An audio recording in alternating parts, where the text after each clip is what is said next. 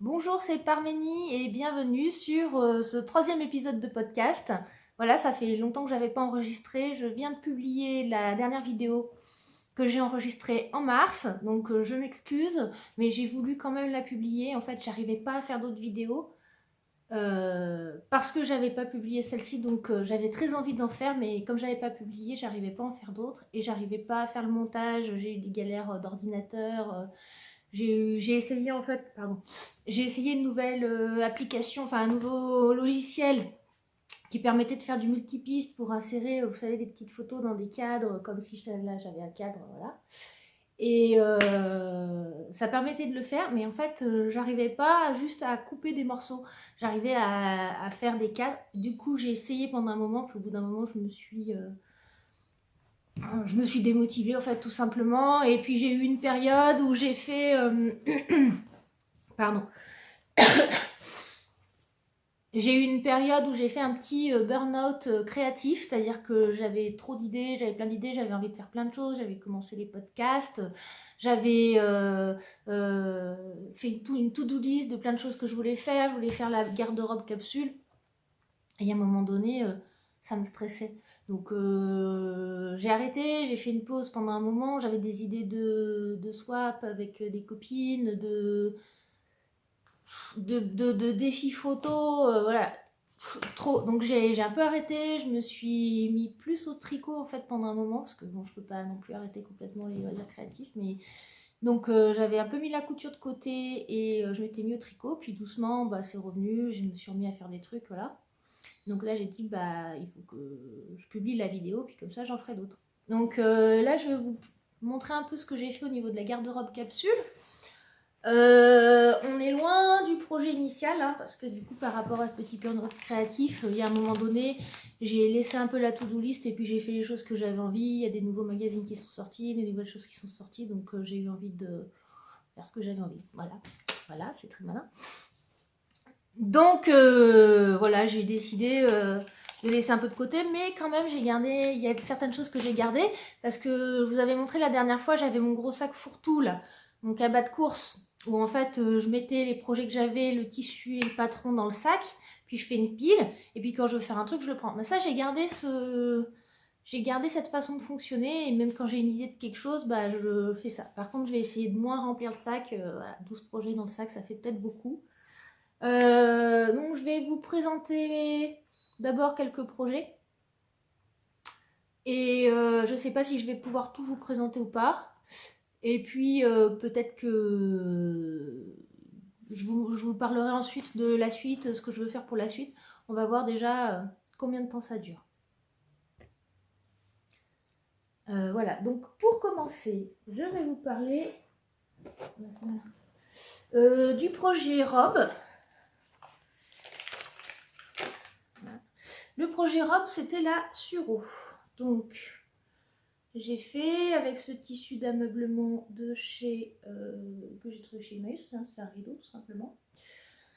Bon, et bien tout simplement, c'est pas un modèle pour moi. Enfin, moi, j'ai pas la ligne des randos. La ligne sablier.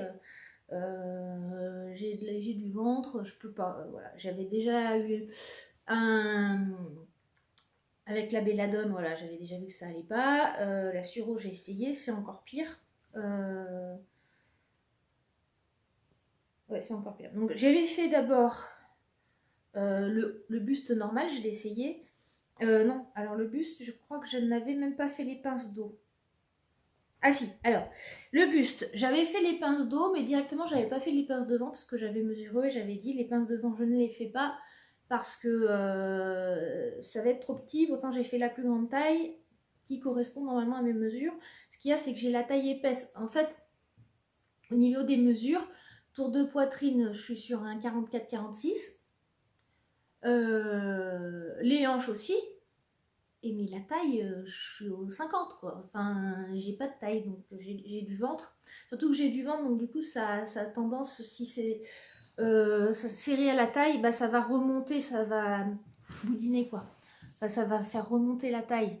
et ça va faire des plis, donc c'est pas très joli. Donc j'avais enlevé les pinces à la taille, et en fait, une fois que je l'ai à la devant, et en fait quand je l'ai essayé, j'ai dû enlever les pinces dans le dos.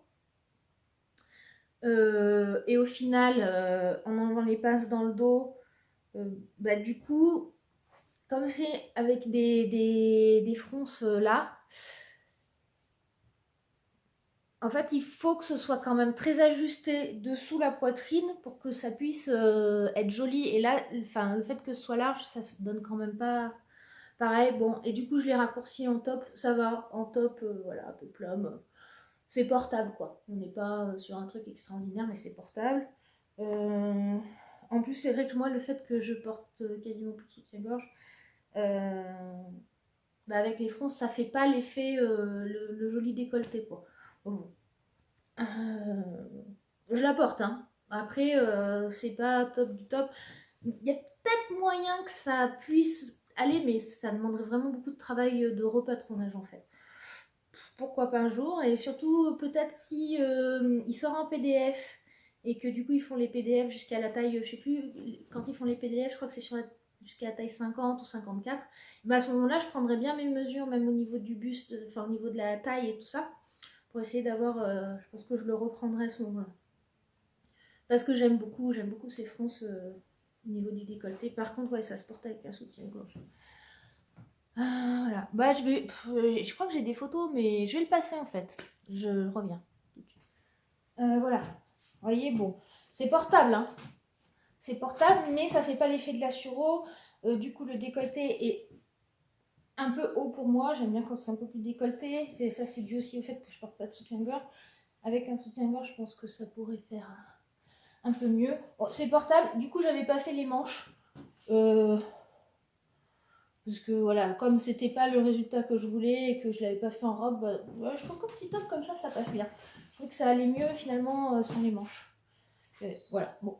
C'est portable, c'est pas un vrai fake. Comme je vous disais l'autre jour, j'arrive toujours à retomber sur mes pattes, normalement, en général. Je me rassois dans une position confortable. Je remets l'autre top.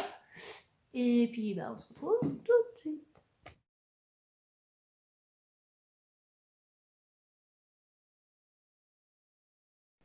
Hello, donc là je vais vous montrer ma sureau toile en rideau. Donc on voit bien que là sur la poitrine c'est pas mal. Et le problème c'est que ça vient buter là sur le ventre. J'ai eu beau enlever les pinces devant, ça reste juste. Hein, j'ai pas de taille, j'ai le ventre très épais quoi. Donc si je rentre le ventre ça va. Et du coup quand je suis décontractée ici ça remonte et ça crée des plis. Je sais pas si je pourrais créer des pinces là, mais cela dit, ça me plaît pas quand même, quoi. Ça fait un effet femme enceinte qui est pas terrible. Je sais que je choisis toujours des patrons normalement qui sont plutôt évasés, mais là c'est vrai que j'avais envie d'essayer. Bon bah ça me va pas, fallait que je m'en doute. Je sais que Belladone m'allait pas non plus. Il faudrait les manches, vous voyez, elles tombent un peu là, un peu bas là. Là j'aime pas. On va voir une fois montée, mais elle tombe un peu bas. Donc moi ma solution là quand même pour la porter, ce serait de couper ici, donc pas découdre mais couper pour comme ça j'enlève et ensuite recoudre, ça me ferait gagner, je remontais juste de la valeur de couture. Et en coupant ici alors, démonter les pinces là pour gagner à peu près 6 cm de tour de poitrine, tour de taille. 6 cm ça fait 2 cm d'aisance, faut compter, c'est faut multiplier par pi en fait. Donc du coup ça ferait 2 cm en plus de chaque côté. Donc ça ferait quelque chose de plus vaporeux. Et puis bah, je recouperai la... C'est vrai que comme ça à l'écran elle est pas mal. Hein, mais... De face surtout c'est pas mal. Si je me tiens bien droite, de face on est sympa. Mais en fait à porter c'est pas confortable parce que dans la vie je suis pas comme ça. Je suis comme ça. Il y a des plis de partout. Ça me gêne là. Donc il faut que je trouve une solution. Voilà, à plus tard. C'est là. Voilà, donc ça c'était le projet robe. Donc le projet de janvier, si on veut. Ça a plus vraiment beaucoup de logique. Ah merde. Excusez-moi, j'ai viré mon chien. Alors, voilà. Donc, ensuite, le deuxième projet que j'ai fait, je l'ai fait dans l'ordre où je les ai fait. Hein. J'ai tenté le pantalon de Jumpy. Alors là, on est un peu plus sur un fail pour plusieurs raisons. Alors Jumpy, je sais que j'ai des photos, donc je vais vous les mettre. Je sais pas quand. Donc le voilà. Je vous avais montré le tissu, je vous avais parlé du projet. Alors, pareil, c'était quelque chose dont j'étais... Donc autant la Suro aussi, j'étais sceptique sur ce que ça pouvait donner sur ma morphologie, mais j'avais envie d'essayer. Et Jumpy, pareil, parce que c'était quand même... L'idée de Chloé, quand elle a lancé la garde-robe capsule, c'était on ne fait pas attention particulièrement à faire un projet ni de cohérence dans le dressing, ni de morphologie, c'était de faire ce qui nous plaisait, ce qu'on avait envie, donc, et de tenter des trucs, d'essayer. Donc du coup j'avais envie, surtout j'aime vraiment beaucoup les designs de Ready to Sew. Oui, je vais vous parler de ça aussi, je sais jamais comment on le dit. Donc j'aime vraiment beaucoup les designs de Ready to Sew. Donc le pantalon, j'avais peur que ça baille au niveau de mes grosses manches, au niveau des poches. Et en fait le problème c'est que ça va que jusqu'au 44 la taille. Et du coup c'était trop petit, j'ai rajouté une bande sur le côté. Et ça allait nickel. J'ai rajouté, non, je me rappelle plus, 6 cm de chaque côté. Et en fait le problème c'est que le tissu, vous voyez, je sais pas si vous voyez, il s'effiloche de partout. Donc j'ai repris toutes les coutures, je les ai toutes double surpiquées pour tenir, pour éviter que ça s'effiloche. Mais ça s'effiloche quand même. Donc voilà, il va partir à la poubelle, je le porterai peut-être encore une fois ou deux. Après le truc c'est que avec mon 44 plus les côtés rajoutés, ça baillait dans le dos, donc j'ai rajouté aussi un élastique au niveau du dos. Voilà. Voilà. Sinon, voilà, je l'aime bien une fois porté, mais soit je le regrade, ce que j'aimerais vraiment le faire en pantalon, je l'avais fait en short au début pour essayer. Je pense le regrader en 46, donc augmenter juste d'une taille, voilà, avec la méthode de continuer les tailles par rapport à celles qui sont existantes. Mais j'ai peur que ce soit juste, je pense que ça va me rajouter que 4 cm de chaque côté, donc du coup il faudra peut-être que je rajoute encore 1 cm de marge de couture de chaque côté si je fais ça. Il faudra que je refasse une toile en fait avant de faire ma version définitive, et du coup ce sera sûrement une toile de short, et du coup ce sera peut-être pas cette année mais peut-être l'année prochaine. Parce que je vais peut-être pas faire une toile de pantalon tout de suite quoi. Commencer par une toile de short et ensuite une toile de pantalon. Voilà pour Jumpy, j'aimais bien le tissu. Ouais, j'abandonne pas complètement ce modèle parce que finalement niveau morphologie c'est pas si pire que ce que je pensais. C'est plus juste une question de taille et puis de gradation, enfin voilà, d'adapter le patron à mes mensurations, à ma taille. Voilà. Et ensuite, donc sur le top en chaîne et trame, j'ai fait le cristal de la maison Victor. Attendez. Oui, bon, pareil, ça j'ai des photos, mais bon, voilà, il est là. Dans une viscose un peu crêpe de Mondial Tissu, que je trouve jolie, mais qui a tendance à se rétracter un peu au lavage. Pas à se rétrécir, mais se rétracter. Et pourtant, je l'avais lavée et tout, mais elle se rétracte en fait de plus en plus, donc elle commence à être un peu serrée. Donc du coup, peut-être à faire, là j'ai fait le 44. On va peut-être faire le 46. Normalement, pour moi, la maison Victor, le 44, c'est censé être un peu grand, puisqu'en fait, j'ai les épaules étroites, et c'est ma poitrine qui est un peu large, mais là, même aux épaules, ça me tire un peu. Mais enfin, bon, voilà, j'aime bien. J'ai pas doublé les volants. J'ai fait un ourlet rouloté. J'ai trouvé une super technique pour faire des ourlets roulotés, et puis voilà, je suis bien contente de cette technique.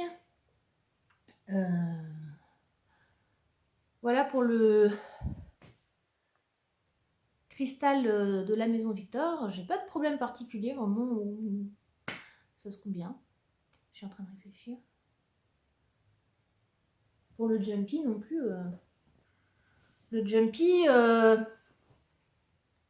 pour le jumpy, il n'y a aucune difficulté, hein, il n'y a pas de patte de boutonnage. Ce qui a été le plus long, c'était de refaire la ceinture à la taille, parce que j'avais déjà découpé ma ceinture, puis comme j'ai agrandi, bah, il fallait que je refasse la ceinture. Mais aucune difficulté. Ah, là, je vous montre mon petit haut de la maison Victor, mon petit top cristal. On voit que c'est un peu serré au niveau de la poitrine. Mais globalement, il est bien. Hein. C'est pas non plus hyper inconfortable. Voilà, on passe au top en jersey. Voilà mon petit top en jersey. C'est mon Arsène. Arsène de chez Machine.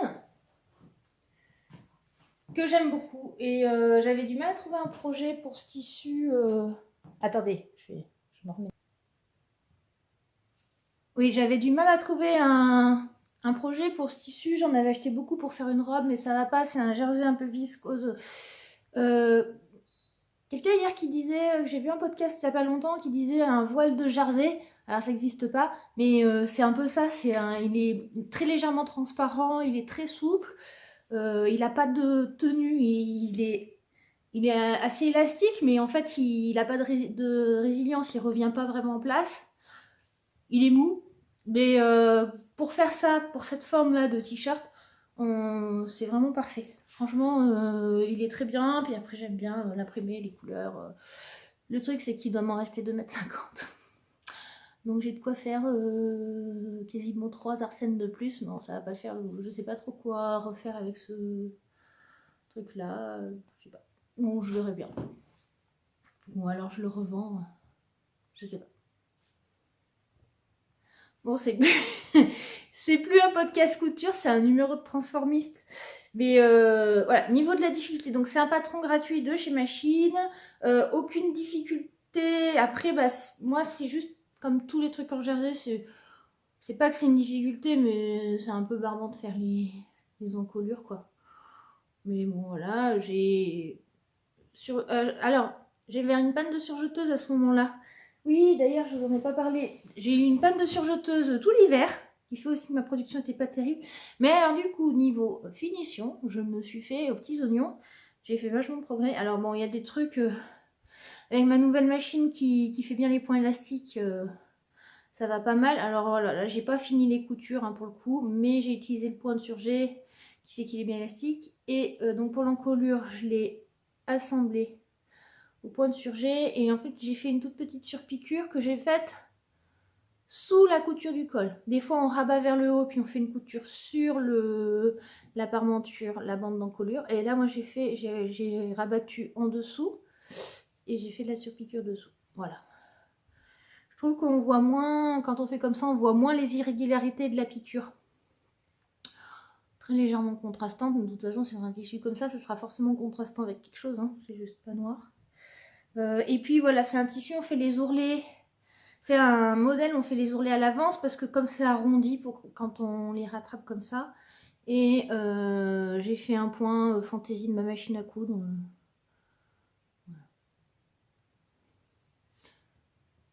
Voilà. Vous voyez, la transparence, elle est légèrement transparente. Il a beaucoup de drapé. Il fait que avec la forme évasée, ça fait très joli. Il faudrait pas une forme près du corps avec ça parce qu'il est trop transparent, trop fin, ça marquerait trop les formes.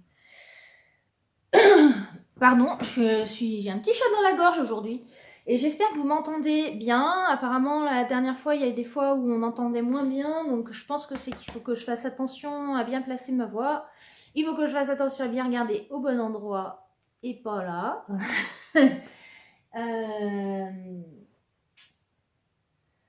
On a presque fini déjà, et 17 minutes, j'étais pas mal. Moi, je pensais que j'aurais pas le temps de vous montrer tout ce que j'ai fait. Soit je parle vite, soit j'ai pas fait grand chose. Donc, ensuite j'ai fait la veste gilet, quoi. La veste, pas le manteau. Donc, c'est une veste gilet. Elle est là. Donc, c'est mon modèle de veste que je fais tout le temps. C'est un modèle qui ressemble beaucoup à Cannelle. Vous voyez, mais qui n'est pas Cannelle parce que c'est moi qui l'ai patronné. Ouais, les raccords de ce côté. Je suis un peu en décalage alors de ce côté ça va. Après je m'en fiche, hein. Quand on porte, on fait pas gaffe, on porte un peu comme ça. C'est pas... Comment dire? C'est mieux quand il y a les raccords, mais s'ils ne sont pas, c'est pas grave. Surtout sur ce genre de pièce qui est vraiment le doudou, le cocon, où on n'a pas envie de se prendre la tête dessus, quoi. C'est pas voilà, c'est pas un uniforme pour aller bosser. Enfin, moi je vais bosser avec parce que j'ai pas de tenue, j'ai pas besoin d'être bien habillée pour aller au boulot, mais donc ça ressemble à Cannelle de Christelle Benetou, mais c'est pas Cannelle parce que c'est un modèle que j'avais créé juste avant. Je vous l'ai déjà expliqué que j'avais créé en modifiant à partir d'un patron fait main. Juste avant la sortie de Cannelle, et c'est vraiment le t-shirt, le gilet que moi j'aime porter ouvert avec le col doudou là, on peut se blottir, on peut le fermer comme ça, s'enrouler dedans. Surtout celui-là, et en fait la maille est très fine, j'avais trouvé sur des puces de couturière, et du coup il est un peu large, il n'est pas trop près du corps. Je vais vous montrer, en fait j'en ai deux autres. Ils sont exactement pareils. Alors notamment celui-là, c'est le premier qui est vraiment plus ressemblant au modèle de base du magazine Fait Main. Et en fait, où la bande fait pas le tour du cou, mais elle fait la partie du devant. Et en fait, quand moi, ce que j'ai patronné, j'ai fait en une partie ça et ça sur le devant. Sur le devant, en fait, là, il y a une découpe. Moi, j'ai fait en une partie et ensuite, j'ai rajouté la bande autour du cou. Voilà, je ne sais pas si vous comprenez bien. Donc ça, c'est plus mon modèle d'origine du Fait Main. Je ne sais plus, mars 2013, je crois, ou 2014. Il me semble. Et j'en ai fait un autre en tissu, mondial tissu, l'année dernière, courant 2016, en début d'année 2016, avec un joli jaune moutarde, c'est ma couleur. Oula, dis donc. C'est jaune moutarde. Mais quand je le mets à l'écran, tout devient bleu. Il est dit, oh, trop de jaune, trop de jaune. Il aime pas le jaune. Donc, ça me fait marrer. Donc, mais vous arrivez à voir, je pense quand même, avant que ça change de la balance des couleurs, que c'est un beau moutarde. La couleur est vraiment ça. Tidi. Tidi. Je ne vais pas le refaire. Bon, je m'éclate comme une gosse. Et là, il a vraiment une bonne résilience et il fait beaucoup plus... Allez, je vous le mets. Allez, si vous insistez. Oh, vous exagérez quand même. Hein. Bon. Il est un tout petit peu plus près du corps. Attention, vous allez avoir le mal de mer. Voilà, il fait moins loose. Il reste loose. Hein. De toute façon, moi, je porte pas des trucs serrés, mais... Voilà, non. Il veut pas la couleur, il veut pas... Là, il veut... Là, il veut... Il veut encore. Oh, incroyable. Truc de dingue. Un petit peu de mal de mer. Voilà. Ah, en plus, ça va trop bien là avec mon top cristal. Ah oui, c'est mieux. C'est mieux. C'est vrai que là, les couleurs sont un peu fades. Mais bon, voilà, ça va bien avec tout. Eh ben... Ah non. Ah, je savais que je ne vous avais pas tout présenté. Donc, je vous ai présenté la robe qui est un top. Je vous ai présenté le short. Poubelle. Là, il va aller à la poubelle, je pense. Le top chaîne et trame. Le top jersey. Le gilet. C'est pas celui-là. C'est celui-là. Hop. Et je vous présente, attention, grosse tricherie. Je vous présente la combinaison, qui n'est pas une combinaison, mais qui est un ensemble de pièces. Parce que... il est où mon petit papier? Quand j'ai fait pour vous présenter que... Voilà, j'ai regardé un peu où j'en étais. J'ai dit là, non, combinaison... Enfin, quand je me suis dit où c'est que j'en suis de ma garde-robe, qu'est-ce qu'il me reste à faire, fin août, début septembre, la combinaison, j'ai dit non parce que là on commence à mettre des gilets. Donc pour aller aux toilettes, il faut enlever les gilets pour enlever la combinaison, se mettre à poil dans les toilettes. Et c'est surtout le gilet, t'en fais quoi? Tu peux pas le poser par terre, il n'y a pas toujours des crochets dans les toilettes publiques. Donc du coup, tu te retrouves à porter ton gilet, à essayer de pas le faire tomber, de pas le faire tremper dans les toilettes. Donc je ne fais pas de combi là. Les combis, j'adore en porter, mais l'été ou alors éventuellement pour aller en boîte, mais ça m'arrive pas tant que ça. Ça m'est arrivé l'année dernière de mettre une combi pour aller en boîte. C'est très pratique pour aller en boîte parce que du coup, on peut lever les bras, on n'a pas le bidou à l'air. En même temps, on n'est pas en jupe, donc on n'a pas peur de montrer sa culotte. J'avais fait une combi pantalon parce que je trouvais que c'était un peu plus classe, un peu plus habillé. Mais avec une combi short, voire une combi un peu jupe culotte, un peu comme la Jazz de Ready to Sew. Et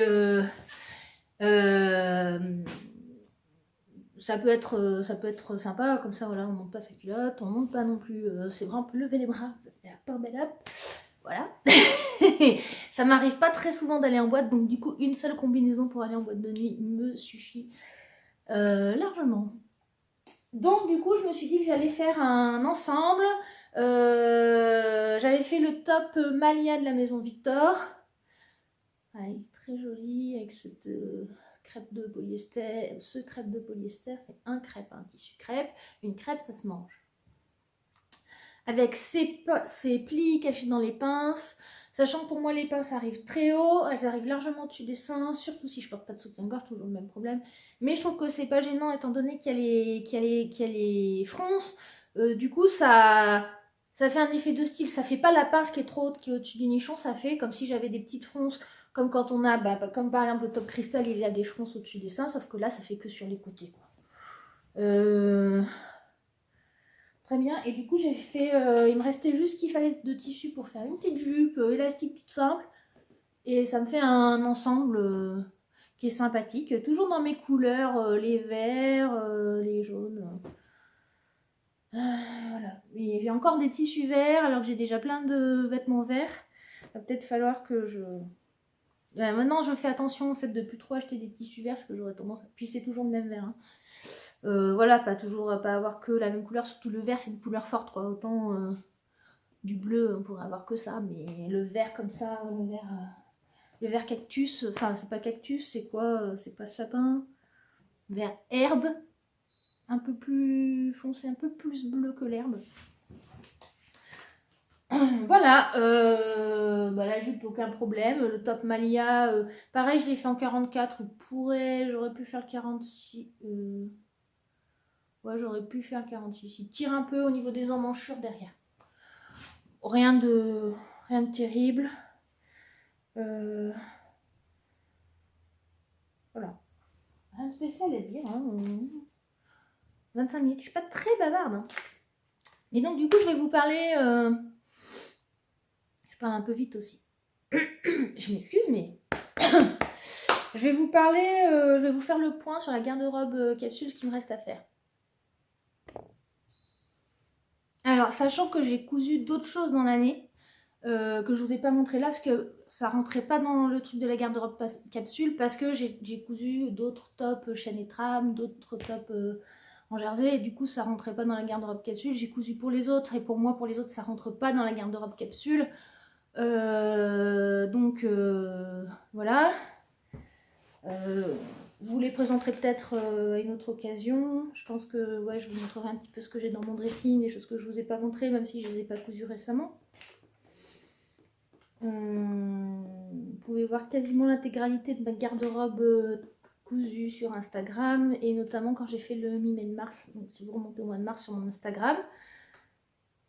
Alors, là j'ai fait la robe, le top en chaîne et trame, le top en jersey, le short et le gilet. J'en ai fait 5. 5, on est en septembre, donc il y a 9 mois qui sont passés. Sachant que j'ai eu un petit coup de mou là, donc c'est pas mal. Ensuite, donc, je vous ai dit, en ce qui me reste à faire, il reste la chemise, et je vais la faire, c'est sûr. Je suis sûre. Oui, j'espère que je vais la faire au moins avant la fin de l'année, mais au pire, je la ferai en début d'année. Je voulais la faire pour la rentrée, finalement, j'ai pas fait pour la rentrée. Il me reste le pantalon, hein. Donc ça, je pense que d'abord, je vais refaire une toile de jumpy avant de faire le pantalon. Donc du coup, ça c'est pas sûr. J'aurais besoin, parce que finalement c'est ce dont j'ai le plus besoin, mais c'est pas sûr que je fasse le pantalon. La jupe, il me reste à faire. Ah bah, je suis bête, j'aurais pu mettre ça dedans, hein. Ça fait deux catégories, non, c'est de la triche. Hein. Ouais, la jupe c'est pareil, ayant passé l'été, je verrai. Puis c'est pas les jupes, j'aime pas trop parce que du coup avec mon ventre c'est pas forcément hyper confortable. Donc la jupe, je suis pas sûre. La combi, ben, je la fais pas, j'ai déjà fait. Enfin voilà, j'ai triché. Le manteau, donc c'est mon manteau patchwork de Canva que j'ai vraiment envie de faire. En plus, j'ai une copine qui m'a offert un super joli Canva. Le jour de mon anniversaire, elle était à vide-grenier et elle a vu un Canva, elle a pensé à moi, elle me l'a offert. C'est trop gentil. Et Thomas l'a maudit jusqu'à la 4e génération. Voilà. En lingerie, je voulais faire les chaussettes et ça, je pense que je vais les faire aussi. Et le maillot de bain, ben non. Alors, pourtant, j'avais réfléchi à mes modèles, j'avais acheté mon tissu, j'ai commandé des mètres et des mètres d'élastique spécial de lastin et de la minette. Enfin, c'est surtout le lastin pour les maillots de bain. J'ai acheté de la doublure et tout, et au final, je ne l'ai pas fait. Donc ce sera pour l'année prochaine. Donc là, je l'abandonne complètement. Donc, du coup, chemise, pantalon, jupe, manteau, lingerie. Il reste 5 choses à faire. Sachant que je pense que je ferai surtout les chemises, les chaussettes, peut-être le manteau, mais je pense pas que je fasse plus. Voilà, parce qu'en plus là je vais commencer les cadeaux de Noël et puis je me suis remis bien sérieusement au tricot. Et là il y a le Mystérical, bon je vous en parle vite fait, mais je vous ferai un podcast pour le tricot. Il y a le Mystérical de Stephen West qui commence à la fin du mois, là, le 30 septembre, je crois, ou le 29 septembre. Le Mystérical de Stephen West, que cette année je veux faire, j'ai mes laines et tout ça. Et en attendant, il y a un espèce de petit groupe sur Instagram qui s'est fait autour de Caboline Couture pour tricoter le Waiting for Rain. Et du coup, je me dépêche de tricoter le Waiting for Rain avant le début du cal. Et quand il y aura le cal, et ben, j'essaierai d'aller à fond pour être à jour sur les indices avant que le prochain sorte, etc. Donc du coup, bah, moins de couture parce que dès que je suis à la maison, enfin, au lieu, d'habitude c'est dans les transports en commun ou quand je vais chez des gens, j'emmène mon tricot. Et quand je suis à la maison, c'est la couture. Et là, donc, même à la maison, c'est tricot, tricot, tricot, tricot. Voilà.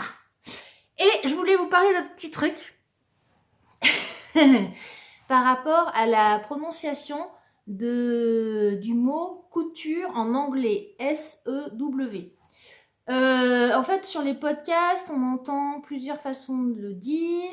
Moi, je disais sew parce que je pensais à new.